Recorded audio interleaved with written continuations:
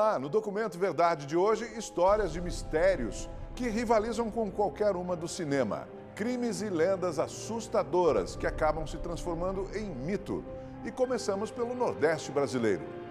Recife, a capital pernambucana, acumula dezenas de lendas mal assombradas em vários pontos da cidade.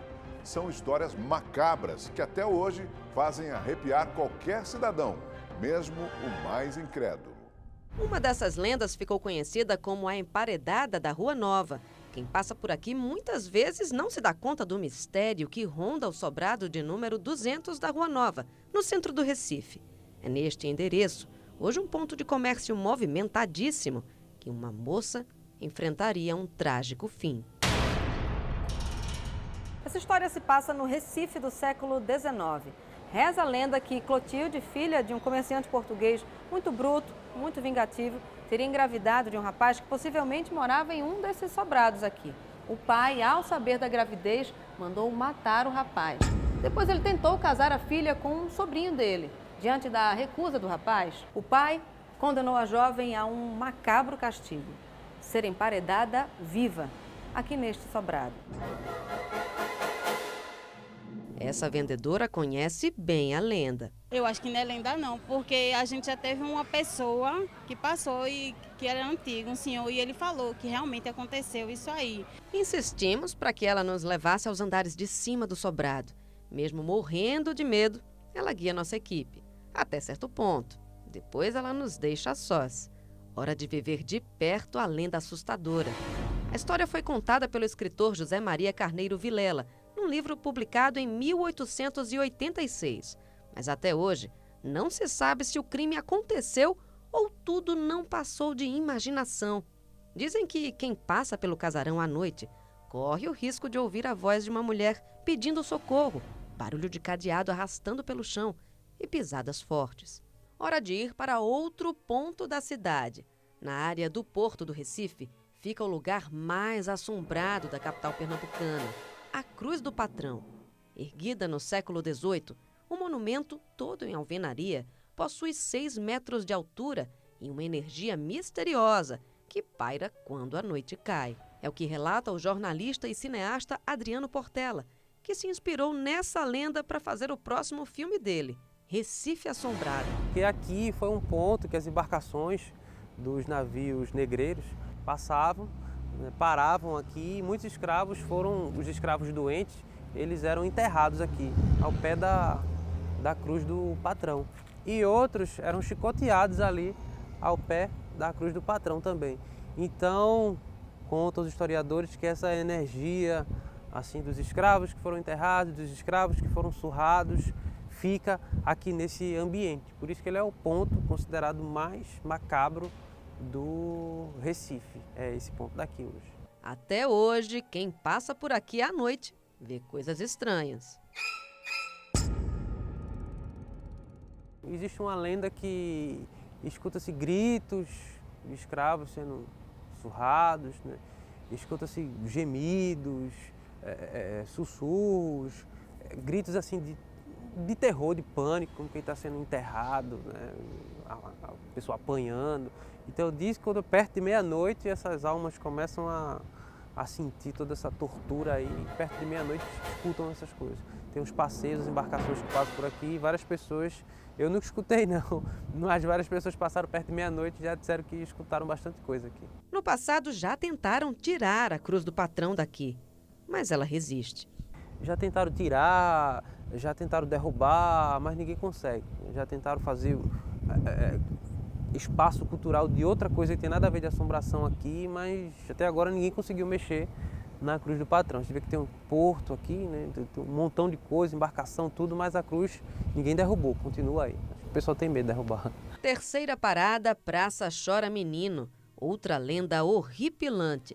À noite, ouvidos mais atentos podem captar lamentos e choro de criança. É que aqui circulariam almas que foram torturadas e mortas, como explica o escritor André Balaio, um dos autores do site O Recife Assombrado.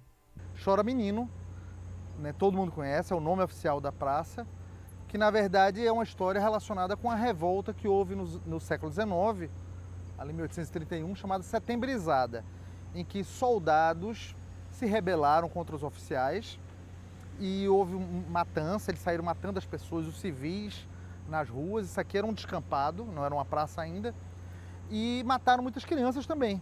E aí diz que as crianças e os adultos foram enterrados aqui onde nós estamos, né? E depois disso as pessoas ouviam o choro das crianças.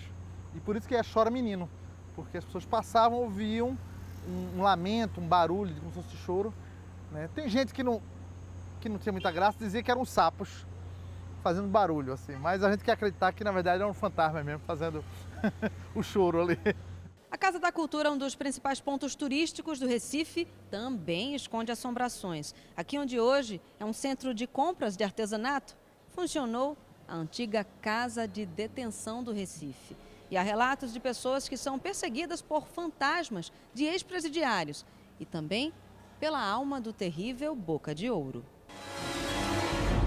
O Boca de Ouro é uma criatura que, sob as vestes de um boêmio, esconde um misto de zumbi e demônio. Eu trabalho o dia, assim, eu não vejo muitas coisas. Mas meus companheiros que trabalham à noite disseram que viram muitas coisas aí. Em termos de quê? Batido, zoada, gritaria, entendeu? O elevador fechando, subindo e descendo sozinho, entendeu? Mas apesar que eu já trabalhei à noite e tirei um plantão do meu colega, eu vi, fui pegar água lá em cima do segundo andar e quando eu saí do elevador, quando eu voltei, retornei, quando eu entrei, apertei o térreo para descer, o elevador voltou na mesma hora ele voltou. Aí eu olhei para trás, dei uma olhadinha assim para trás e não vi nada. E assim eu continuei, aí desci para aqui pro hall central da casa. E tu tem medo?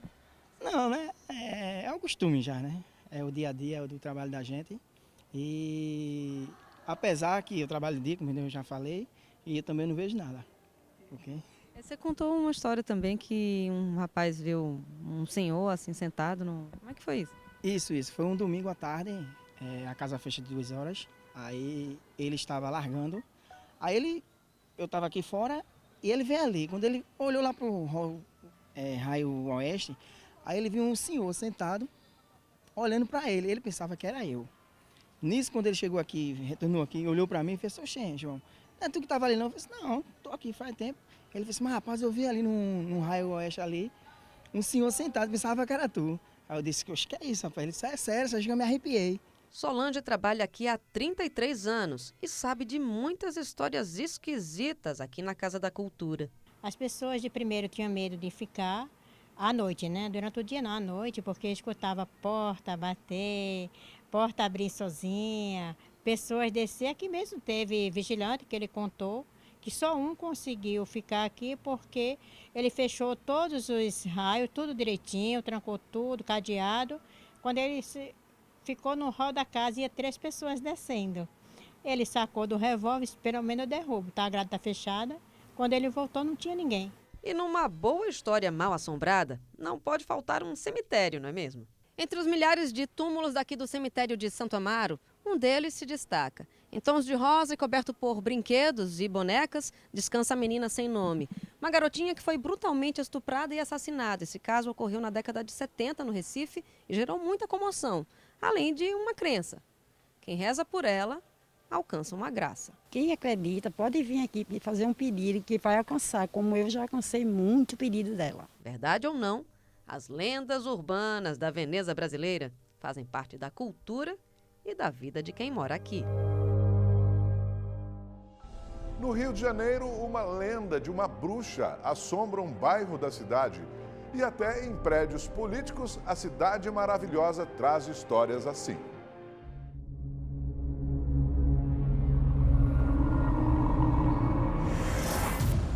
Se as milhares de pessoas que passam por esse cantinho no centro do Rio soubessem que por aqui viveu, ou quem sabe ainda vive, uma bruxa, muita gente ia mudar de calçada ou desviar do caminho. Mas a nossa equipe de reportagem resolveu enfrentar o medo para desvendar os mistérios que cercam as estruturas centenárias que compõem o rio. O Arco do Teles dá acesso a essa pequena rua que tem construções muito antigas. Eu falo de uma delas de 1790. Essa área já foi considerada muito nobre, tanto que a Carmen Miranda, quando se mudou aqui para o Brasil, veio para cá. Hoje, além de ser um local histórico, é considerado por muita gente mal assombrado. Juliana, a gente passa aqui pelo Arco do Teles, muita gente passa e não sabe que esconde uma história maravilhosa. Quem é que viveu aqui no Arco do Teles? A Bárbara dos Prazeres foi uma famosa bruxa que andava nessa região aqui. Ela chega no Rio de Janeiro em aproximadamente 1790, novinha, 18 anos, casada, só que ela se apaixona por um homem. E aí ela mata o marido para viver essa paixão. Só que como ela tinha dinheiro, ela percebeu que esse homem estava mais interessado no dinheiro dela, então ela também mata esse homem e, sem ter muita perspectiva na vida, após isso, ela passa a se prostituir aqui no Arco do Teles, que após um incêndio também em 1790 virou uma área de prostituição, de moradores de rua, era um local muito perigoso aqui no Rio Antigo. Era exatamente aqui, no meio do Arco do Teles, que a Bárbara dos Prazeres se prostituía. Ela ganhou esse nome por causa de uma imagem de Nossa Senhora dos Prazeres que também ficava no local e que teve que ser retirada por causa dela. Afinal, ela fazia programas com os clientes em plena luz do dia. Um escândalo.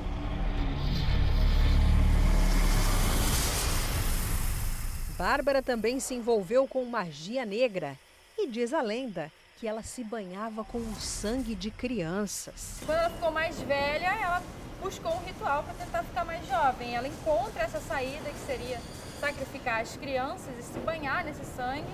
E ela passa então a fazer uma longa histórica carreira de sequestro a crianças e morte. Então, durante um longo período no Rio de Janeiro, as crianças apareciam largadas em locais na cidade, degoladas, e as pessoas começavam a ficar perturbadas com isso. Gente que ainda ouve a risada dela, que a Bárbara continua viva? É, porque em 1830 ela sumiu da sociedade, ninguém sabia onde ela foi parar. Encontraram um corpo boiando na Baía de Guanabara, mas ninguém sabia precisar se ela era ou não, porque as feições estavam completamente deterioradas. Então, muitas pessoas que convivem aqui no Arco, de madrugada, dizem que costumam ouvir, de vez em quando, as risadas dela. Os mistérios da cidade envolvem até um fantasma em um castelo. O Castelinho do Flamengo é de 1916 e destoa da paisagem urbana. Quem passa por aqui nem imagina que o local guarda verdadeiras histórias de terror.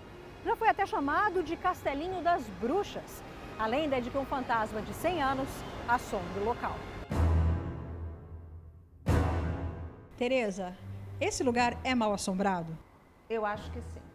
Ouvem-se barulhos à noite, passos, alguns barulhos meio estranhos, e eu já vi uma moça atrás de um colega meu de trabalho e foi muito rápido.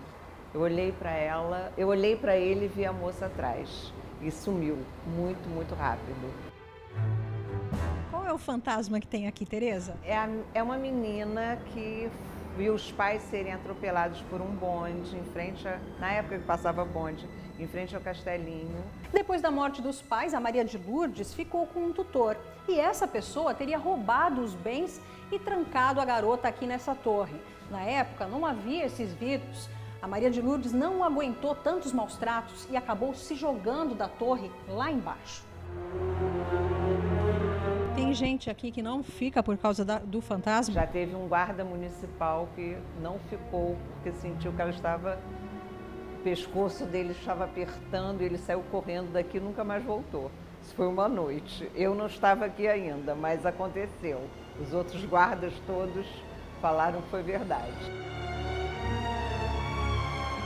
Estava numa festa aqui, foi na varanda e ouvi chamarem Tereza. Eu olhei e não tinha ninguém que eu conhecia. Tereza. Mas você trabalha aqui numa boa, não tem medo? Eu não tenho medo de fantasma. Tenho medo de gente viva. Fantasma não faz mal para ninguém. Não, mas uma menina, né, que sofreu, coitadinha. Não faz mal, não. Ela é boazinha. Eu sempre digo. E quando some alguma coisa, na administração, nós dizemos que a culpa é da Maria de Lourdes. Quando as coisas acontecem, eu falei, Maria de Lourdes está aprontando. Eu acho que ela é mais uma fantasma brincalhona. A A Maria de Lourdes visita à noite? Então. À noite. Então, se eu quisesse ver ela, tinha que ser à noite? Tinha que ser à noite. Ela só apareceu para mim de manhã, mas acho que porque a gente trabalha aqui já está íntima. Todos dizem que é à noite, os barulhos, as coisas. O castelo hoje é palco de muitas atividades culturais, exposições, peças de teatro, muitas oportunidades para fantasminhas se comunicar com o mundo dos vivos. Eu estava fazendo a maquiagem, eu uso geralmente 2 espelhos, tem um espelho grande e aquele espelho redondo menor assim. Eu estava vindo e numa dessas que eu estava colocando, né, a base, as coisas, eu percebi uma coisa como se fosse de uma pessoa pequena. Sabe? Um vulto, não sei, de uma criança de uns 12 ou 11 anos, não sei. Não ouvi nenhum barulho, gemido, nada disso. Há gente que diga que já ouviu. Ficou com medo, arrepiou? Não, eu fiquei meio apreensivo, vamos dizer assim, mas medo, não. Então você acha que é possível mesmo o espírito dela estar aqui rondando? Eu acho que é possível. Quem tem uma mediunidade mais aguçada, de repente, pode ter um contato mais aproximado, talvez, do que o que eu tive. Mais uma parada. E o pior ainda está por vir. Eu estou no arquivo da Câmara de Niterói, um dos locais considerados pelos funcionários mais mal assombrados. E foi aqui que o Rubinho teve uma experiência sobrenatural numa sexta-feira 13. O piso se soltou do chão e bateu no teto. Rubinho, qual é que foi a sua reação? Bom, fiquei bastante preocupado na hora, assim, o piso começou a estalar, batia no alto e começou a correr para o lado, correr para o outro lado, e eu fiquei muito assustado. Era numa sexta-feira 13, depois das 6 horas. Eu fiquei quase 5 minutos nessa situação e depois normalizou. Fez o que para passar o medo? Fiquei em oração, né? Fiquei em oração e me afastei daqui, fui para o canto. E depois de 5 minutos, quando eu vi que estava tudo terminado, eu saí do local e fui comunicar aos meus superiores o acontecido. Segundo o engenheiro, ele falou que foi um deslocamento de terreno. Eu estava escrevendo aqui, vendo um processo aqui na frente, aí chegou uma pessoa de fora, né? Chegou uma pessoa de fora para pegar um documento. Aí já passava das 5, eu estava com outra menina aqui pegando os documentos. Ela olhou para lá e falou, vem cá, aqui são quantos aqui? Eu falei, não, tem eu e tem a menina, só te aguardando para entregar o documento. Porque toda hora passa um para lá e um para cá naquele corredor. Aí eu falei para ela, não esquenta a cabeça não, que isso é o dia inteiro. Algum quadro aqui que tenha alguma manifestação sobrenatural? As pessoas têm um aqui que a pessoa tem mais medo, tem um aqui. Qual? É o do Francisco Portela. Fica ali, um olhar muito significativo, né? Então as pessoas têm medo dele. O que eu vi no dia, que uma repórter viu, que ela estava fazendo a filmagem, o quadro de um grande presidente que nós tivemos aqui, ele tremeu lá em cima na hora da entrevista. Ele balançou, ele soltava lá na hora, o pessoal ficou apavorado. Você já viu o fantasma aqui dentro? Olha, já vi no corredor, assim, tipo um vulto, né, que passa. Eu pensei até que era o chefe que tinha passado pro lado do banheiro, eu chamei ele, que eu tinha que falar com ele, fui chamar ele, e quando eu cheguei lá no meio, eu vi aquilo voltando. Ele disse, então já voltou, já deve ter ido no banheiro. Cheguei lá atrás, nem ele estava e nem tinha mais nada. Eu vi aquele vulto. Ficou assustada? Assim, como se... Eu não, porque aquele negócio, eu respeito. Eu costumo dizer que eu não tenho medo dos mortos, eu tenho medo dos vivos. Porque os mortos, se estiver aqui por aqui rodando, ele está querendo alguma coisa, assim, uma luz, uma oração, dependendo de como a pessoa queira fazer, entendeu? Mas que esse ambiente aqui é pesado, é bem pesado. Já sentiu arrepio aqui? Já, várias vezes. E às vezes eu fico naquele cantinho ali, tem um lado ali que fica o negócio dos arquivos, negócio de ficha, fichário. Aí eu estava arrumando, eu rastei o banquinho para me subir, para poder, porque o arquivo ficava mais alto, poder eu ajeitar melhor. Desci do banco e empurrei o banco para o lado. Aí daqui a pouco eu escutei o banco arrastar, mas o banco não andou, só escutei o barulho do banco. E o banco no mesmo lugar? E o banco no mesmo lugar. Opa! Eu disse, epa, Não vem implicar comigo, não. Eu estou trabalhando, eu ainda mexo com ele. Ele disse, olha, eu tenho respeito, medo não tem, não. Me dá sabedoria. Você acha que aqui, essa Câmara de Niterói, é mal assombrada? É mal assombrada. Eu tenho certeza, a maioria aqui teve experiência disso. Será que eu vou ver alguma coisa? Bom, aí eu não sei, né? Se vocês quiserem aparecer para você, que apareça.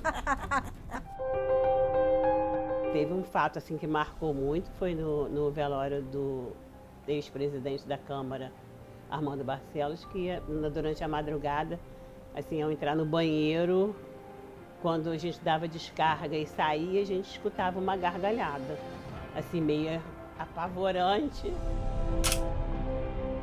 Muita gente não gosta de vir fazer serviço aqui à noite, assim, com medo. Também quando eu trabalhei no gabinete da vereadora Celeste também, que a porta ficava de frente para a escada da parte de cima ali, também eu sentada, por algumas vezes eu via vultos assim passando aqui na porta do porão aqui embaixo.